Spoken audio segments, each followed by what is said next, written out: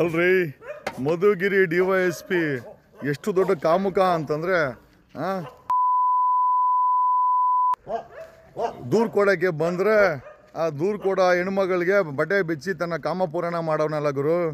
ಅಪ್ಪಿತಪ್ಪಿ record ಆಯಿತು, record ಆಗಿಲ್ಲ ಅಂತಂದರೆ ಅಲ್ರಿ ಹೋಮ್ ಮಿನಿಸ್ಟರ್ ಪರಮೇಶ್ವರ್ ನಿಮ್ಮ ಕಾನ್ಸ್ಟಿಟ್ಯೂನ್ಸಿಲಿ ನಡೆದಿರೋ ಅಂಥ ಕತೆ. ಇವನು ಯಾವನು ಮಧುಗಿರಿ DYSP ಅಂತೆ. ತಗೊಂಡೋಗಿ ಬಾಂಬೆ ರೆಡ್ ಲೈಟ್ ಏರನ್ನ ಬಿಡ್ರಿ ನನ್ನ ಮಗನ್ನ.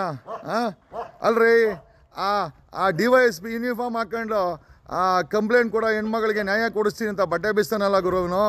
ಅದು ಏನೋ DYSP ಆಫೀಸಲ್ಲಿ ಏನು ದೈಹಿಕ ಸುಖ ಮಜಾ ಮಾಡೋಕ್ಕೋಸ್ಕರನಾ DYSP ಆಫೀಸ್ಗಳಿರೋದು?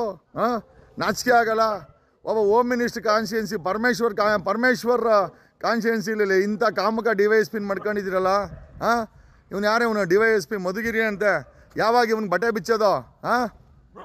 ಕಂಪ್ಲೇಂಟ್ ಇದು ಒಂದು ಕೇಸ್ ರೆಕಾರ್ಡ್ ಆಗಿರೋದು. ಇನ್ನೆಷ್ಟು ಕೇಸ್ ರೆಕಾರ್ಡ್ ಆಗಿರಬೇಕು?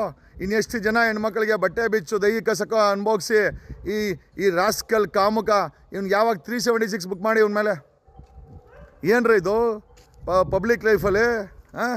ಏನು ಪಬ್ಲಿಕ್ ಲೈಫಲ್ಲಿ ಇದು? ನನ್ನ ಮಗನ ಸಸ್ಪೆಂಡ್ ಮಾಡಿ ಜೈಲಿಗೆ ಹಾಕಿ ಮೊದಲು ಇವನನ್ನು ಯೂನಿಫಾರ್ಮ್ ಹಾಕ್ಕೊಂಡು ಗಲೀಜ್ ಕೆಲಸ ಮಾಡ್ಕೊಂಡು ಡಿಪಾರ್ಟ್ಮೆಂಟ್ ಹೆಸರು ಹಾಳು ಮಾಡ್ತಾರೆ. ಯಾವ ಕೆಡ್ದಲ್ಲಿ ಹೊಡಿಬೇಕು ನನ್ನ ಮಗನಿಗೆ?